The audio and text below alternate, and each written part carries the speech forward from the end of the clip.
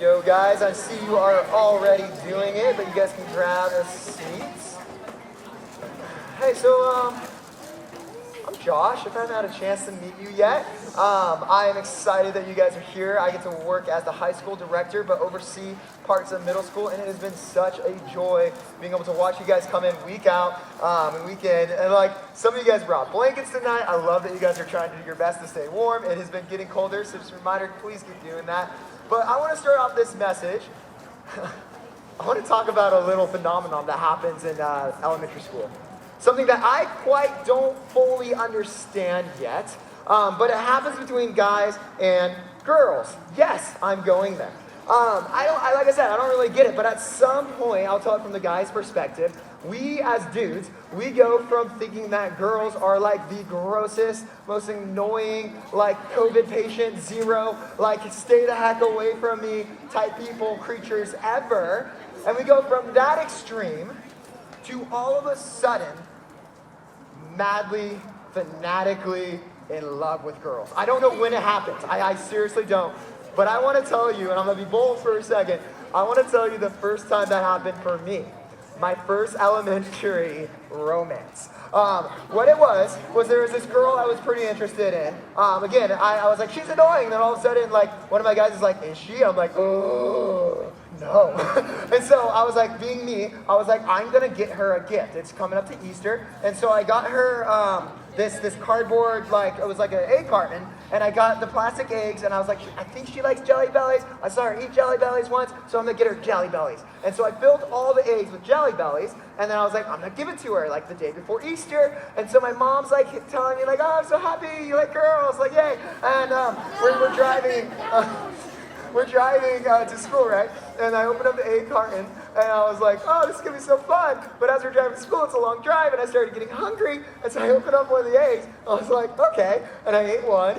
And I was like, that was super good. So I ate all the Jelly Bellies from that one egg. And then I did it to the next one.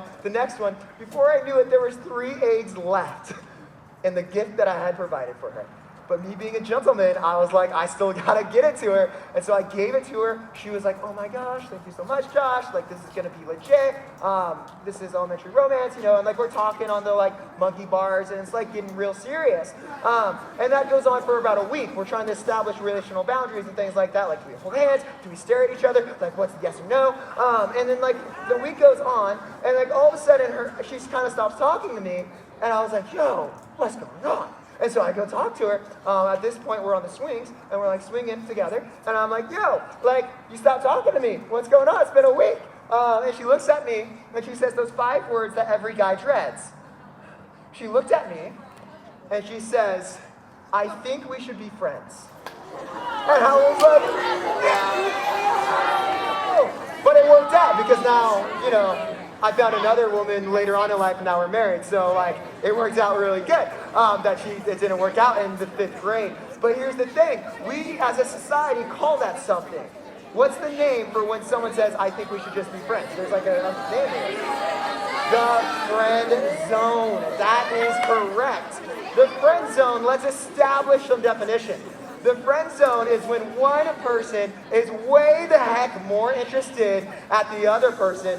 So person number 2 is like, yo, we're gonna have a friend zone. You are now in the friend zone, which is putting the brakes on the relationship and putting some guardrails, some boundaries that allow us to maneuver the relationship in a healthy way. Friendship-wise. And that's what the friend zone is. Well, here's the thing. Recently, specifically at the start of COVID, I found myself having to friend zone something. And like I said, I have a wife. I did not friend zone my wife. That would be weird. I found myself friend zoning a device. I found myself friend zoning my iPhone. And before you laugh at me, let me tell you why.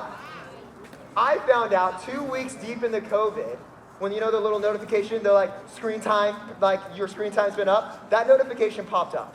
And that notification said this, your screen time has gone up. And I was like, oh, no, really? Like, how much? I click on it, swipe it, and it says, your screen time has gone up 195% since last week. You've been on for 11 hours. And I was like, oh my goodness, I need to do something. And here's what we're going to look at tonight. is why we should friend zone our phones. And I'm going to give us a how and a why on how and why we should friend zone our phones. But that was more or less a me thing. Let's flip it back. What about us? Do we struggle with that as a whole? Well, let me throw some numbers at you guys. I don't like numbers, but maybe you do. I didn't like numbers, but this blew my stinking mind. On our phones, there's this app, a bunch of different apps that are categorized as social media apps. In the world right now, there are 3.96 billion people using social media apps. Big number. What's the average that they're using those apps? It is 2 hours and 22 minutes a day. Some of you might have higher averages, and you're like, dude, that's so low. Some of you guys have maybe lower averages on social media, you're like, that's so high. But regardless, that is the average. So if you multiply 3.96 billion people by 2 hours and 22 minutes, you get an insane number. Here's what I want to do. I divided it. I did all the work for us so we can actually find out not just how many days people are on social media in just one day, collectively as a whole human race, but how many years. In one day, all of humanity is on social media for a collective time of years. Here's how many years it is. This is going to blow your mind. The collective whole of humanity is on social media for one day, and it adds up to 1,083,933 and a half years. Okay, that's crazy. That's how long the world just in one day is collectively on social media. Let's do another number. You divide that by the lifespan of humanity, which is about 79 years, but I rounded up to 80. You divide that by 80, you get 13,000 and about 300 something. In one day, collectively, humanity as a whole is on social media for 13,000 lifetimes. In one day. Imagine your life. You live successfully to 80 years old. Multiply that by 13,000. That's in one day how much time humanity spends on social media. And y'all are over here laughing at me like, we don't need to friend zone our phone. Are you kidding? Our phone is way more committed to being in our lives than it is to us, and we got to put some brakes on and establish some friend zone boundaries. And we're going to look at that right now because I think still there's a little animosity, maybe should we do this? I want to know the why we should friend zone our phone. I don't know if I feel like the relationship's going fine. I don't see any issues with it. Well, I'm going to give you 3 reasons why, and I'm going to use some evidence to help prove the point. But get this. This is what happens. Oh, let me backtrack before I jump into that evidence real fast. I have a struggle with this, and I have an issue with this, only because I think deep down, we go to bed at night, we lay our heads on the pillow, a lot of us wondering, is there more to life? What's the purpose? Why are we here? I think we ask that question, and we can look in Scripture and see John 10:10, where Jesus says, I've come to give life to the fullest. Yet we go to bed at night wondering, is life to the full? I go to bed, I wake up, I open the Chromebook, I get through school, I close the Chromebook, I go to TikTok, I go to Instagram, I go to Snapchat, check all the stories, I close all those, I go to Netflix, chill, watch binge, whatever, close Netflix, eat dinner, go to bed. Then I wake up in the morning, open the Chromebook, go through class, close the Chromebook, open up Instagram, open up Snapchat, open up TikTok, then finish all those, binge through Netflix again, and then I go to bed and maybe go to the beach on weekends. And people tell me yo, I'm living. And I'm like, no, that's just existing.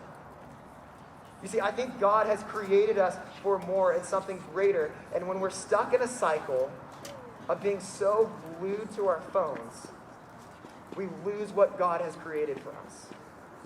If you don't believe me, I want to go into some reasons why we should actually have some, maybe some questions and some doubts about our relationship with our phones. Let's check it out. Oh, I keep doing this. One more thing. This message is not okay, Josh, I hear you. You say my phone's bad, so throw my phone under a bus. That's not what I'm saying. That's not what I'm going for at all. I use the word friend zone because friend zone isn't a complete, eradicate that human being. I didn't get eradicated in 5th grade. I use the word friend zone because I think it allows us to understand boundaries and a little bit of guardrails we can put. So we're going to actually understand, again, now we're going to look into the why we should friend zone our phone. And here's the first reason why. This is going to blow some of your minds. Your phone, whether you know it or not, is hacking you. We all know what hacking means. We all don't like it when we get hacked. If someone takes our Instagram, posts on it, we don't like that. Well, guess what? Your phone is hacking you. And here's why. Give me a second to explain it. In 2017, a guy by the name Ramsey Brown, who works as for a startup called Dopamine Labs that create brain hacking codes for apps they use.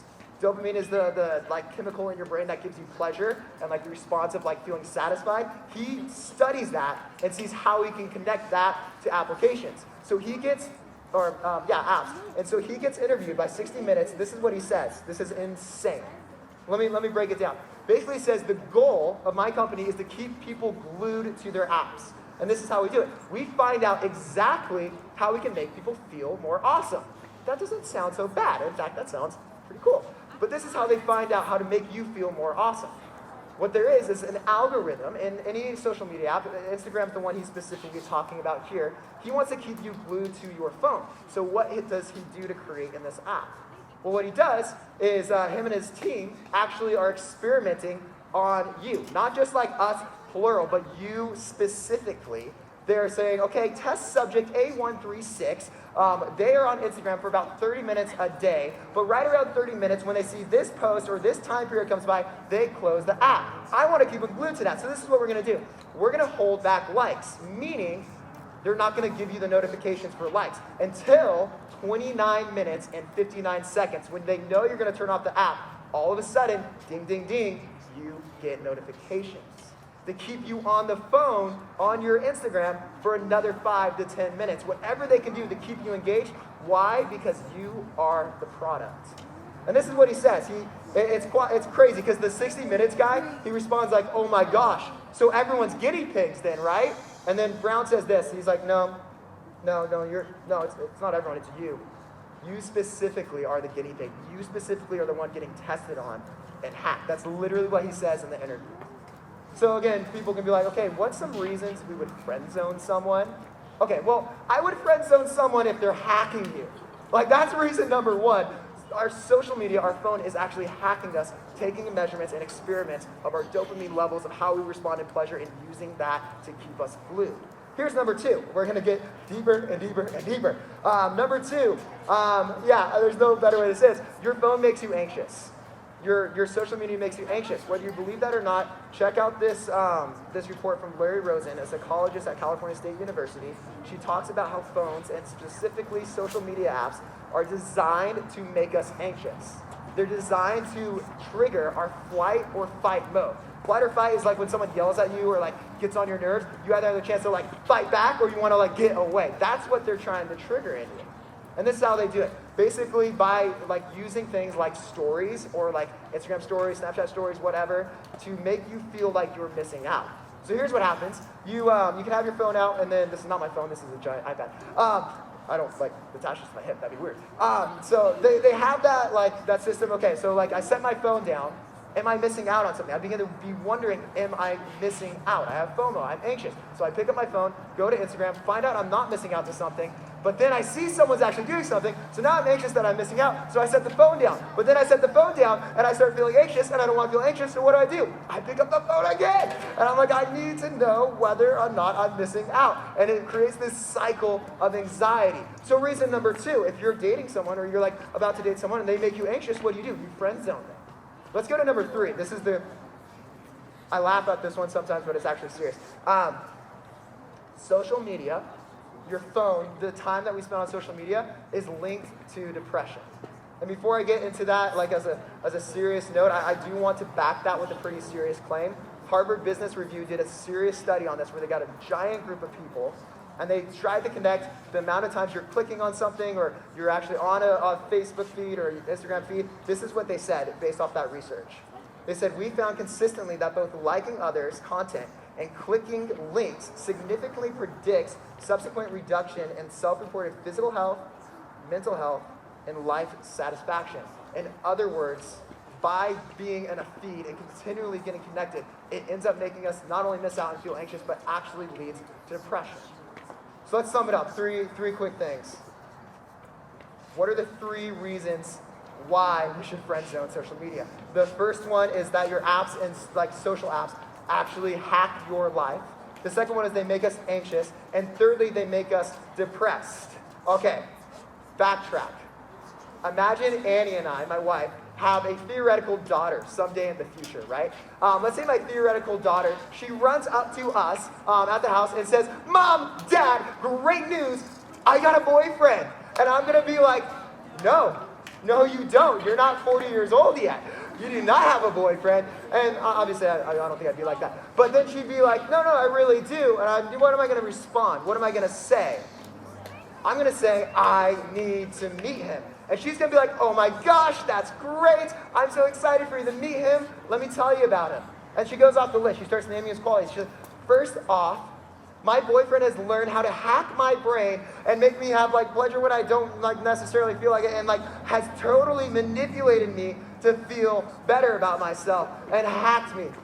Then, secondly, he makes me anxious all the time, daily. Oh, thirdly, you're going to love this. He makes me depressed.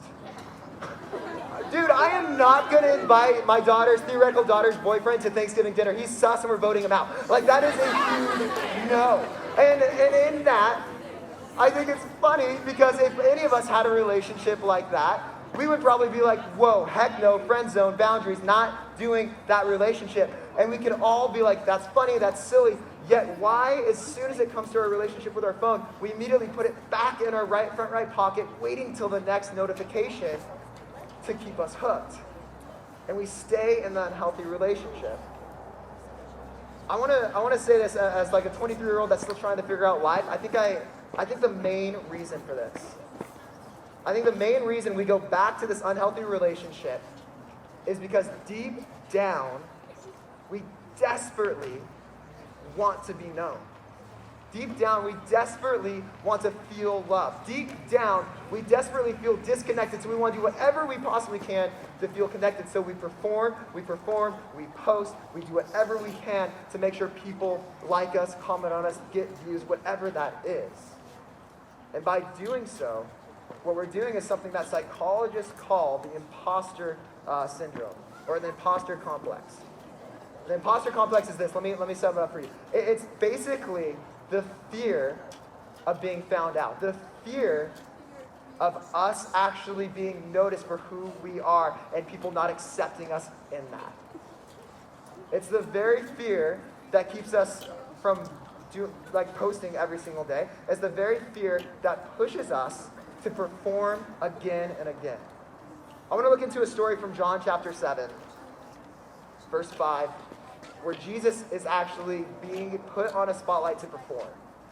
But here's the thing about Jesus. His brothers don't believe that he's who he says he is. They don't believe that Jesus can actually do the miraculous. And so Jesus, his brothers, they're like, yo, hey, go to this feast, this big old thing that's happening. We want you to go up there and actually perform a miracle so people can know who you are. How does Jesus respond to this? Yeah. I love Jesus' response. He says in verse 6, he says, my time has not yet come, but your time is always here. In other words, Jesus recognizes that it's not his duty to perform. In fact, he recognizes hey, I got guardrails on my life. I know when I should perform. I know when I shouldn't. And I think Jesus can do that because he knows who he is as the Son of God. He has value outside of performance. And this is if you're taking notes, write this down because this is a huge thing. Anytime there's unbelief in your heart, it will cause you to try and prove something you don't really believe about yourself. I'll say that again just because it's so huge. Anytime there's unbelief in your heart, it will cause you to try and prove something you don't really believe about yourself. And that's the imposter complex all over again. If we doubt that we're funny, if we doubt that we love, we try and do whatever we possibly can to feel loved. Yet we don't want people to know that we actually deep down feel insecure. Deep down we have this fear of being nervous. Deep down we have this fear of being found out that maybe we're not as experienced as we think we are in life as we project ourselves. And so what do? That fear causes us to post the next big thing, get the perfect angle. It causes us to buy nice clothes and actually make ourselves promote and perform even better. That fear is controlling our lives. And here's what happens, going back to the why of social media and the apps, and just as we saw in Brown, they've learned that they can make money off of that fear. They've learned that they can take that insecurity that we have, that deep down we're just little kids, frightened about being noticed for who we really are, and they've turned that into a monetized, capitalized solution. and they keep us glued to our phone so we can continue to post, continue to compare, continue to be stuck in envy in this cycle that just doesn't stop. And so what do we see Jesus do when he's pressured to perform? Jesus says, no, I got guardrails. I have boundaries. In other words, I'm like actually friend zoning the need to perform. For us, I know that's 2,000 years ago, so the cultural difference is definitely there, but the idea of needing to perform is still real for us today, isn't it? And so what do? Well, we should friend zone this idea of needing to perform. We should friend zone the very thing that's causing us to perform, which is our phone. So we talked about the why, and we talked about even how Jesus would respond. What about the how? Like, how do we actually friend zone our phone? How do we put these guardrails up, similar to we see guardrails like on the side of the freeway that keep us from going over a cliff, that keep us in our lanes? How do we put some things up that will keep us on the right course? I'm going to give, I think to actually unpack that, we need to ask 3 questions. And if you're taking notes, you can actually write these 3 questions down. But the first one is this. It's really simple, is how much time? How much time are you devoting to social media or Netflix or YouTube, whatever that is for you? How much time are you devoting to that every single week? You know, like me in the very beginning, I found out that my screen time was 195% higher. You know, are we contributing to the 13,000 lifetimes in one day as humanity as a whole? So that's the first question. How much time are you spending on media apps? The second question is this, is what are you doing during moments? Like, I say moments as in like things that you can be engaged in. Like currently right now, this is a moment. You can be engaged in this moment. Having dinner with friends or family, that is a moment. Going to a sporting event, that is a moment. So what are you doing during moments? Do you find yourself pulling out your phone and disengaging from the moment just to find out what's going on in the realm of your phone and your friends and followers and whatnot? That's the second question. What are you doing during moments? Third question is, what does my amount of screen time say about how valued I am? Do I believe that my value comes from likes, comes from subscribers, comes from views, comes from comments, or is my view of my value higher than that? I think a lot of us, if we're being really honest, we place our value on our performance. We place our value on those likes, those subscriptions, those views, those comments. Way more than we place our value on something greater. If you're a Christian, as in you're a follower of Jesus, then your value should be placed on the fact that you identify as a child of God, as a son, as a daughter of God, a higher calling. And if you're not a Christian, I would challenge you to understand, what is my higher calling? What is that higher thing that gives me value? And maybe take that to a conclusion and see where that goes. But ultimately, that third and final question is, what does my screen time say about my value? If my screen time is off the chart so high, is that because I find value in social media? Is that because I find value in those likes? Like, that is a hard question to ask ourselves. So I challenge you to ask yourself not just that one, but the other 3 as well. So now that we've established some questions, what's some actions? Well, I love this easy exercise.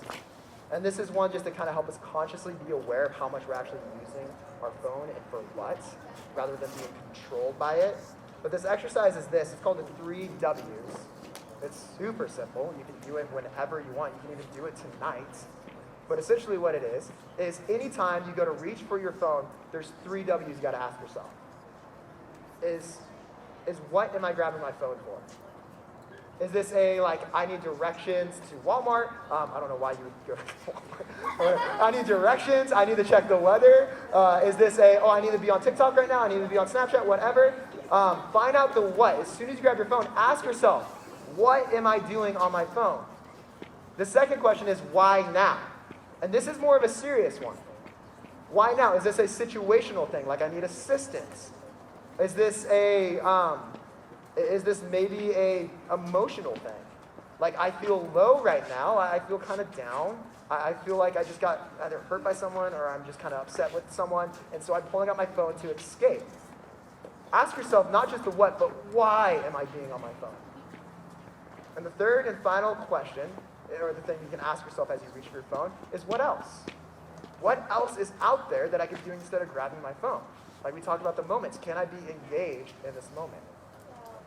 Those are 3 simple hows and exactly what to do. But for those of you that actually feel a little bit more challenged, let me give you this. Um, we kind of worked on something the last few days that we're excited about. But this is the How to Friend Zone Your iPhone 30-day challenge made by yours truly. It's this really fun challenge that you can do every single day on how to actually create some boundaries and some distance with your phone. If you find yourself in the category of like, dude, I am on my phone way too much and it's totally disengaging who I am. And so if you want, we actually have a couple copies. We'll leave them up on the stage, but you can kind of grab them and try the 30-day challenge that could actually maybe lead us to taking some, like, we're putting some guardrails and some parameters on our relationship with our phone. But I want to just kind of create an image for us as I close out.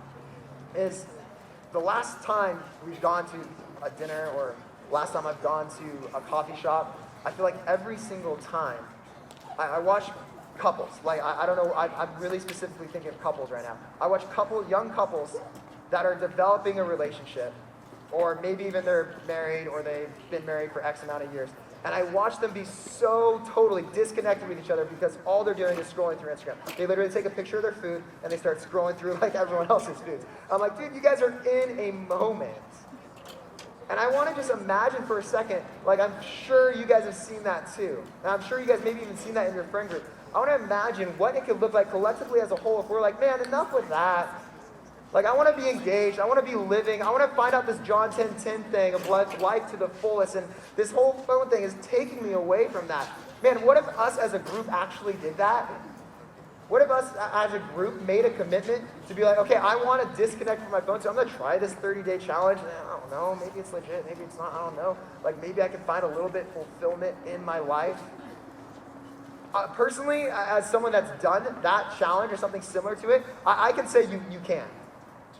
As someone that like has taken the time to delete social media and then like kind of re-download social media for a specific like purpose of building God's kingdom, like I totally believe this works. And so I want to believe that for you guys, but I want you guys to believe it too. And I'm going to take a moment just to pray that over us as Zach Talbert comes up and he's got a quick thing to share. But yeah, I totally believe it can work for you guys. And I believe it can actually lead in the step process of getting life to the fullest for Jesus. So Father, as we take a moment to pause and reflect and kind of ask ourselves those questions tonight, like how much have I been on my phone? How much is this taking away from moments? What else could I be doing? Those type of questions. Father, I pray that we can recognize that, that totally takes away from building your kingdom. That totally takes away from being engaged with each other. Father, I pray that there's even like a little zeal and tenacity and maybe like a excitement to actually like make us like take that challenge, maybe set aside the phone for a little bit. To not be another number that adds up to the 13,000 lifetimes in one day. Father, with that in mind, I thank you so much for how much you love these students, you care for these students, and you do genuinely want them to have life to the fullest. Jesus, we love you and we praise you. In your name we pray.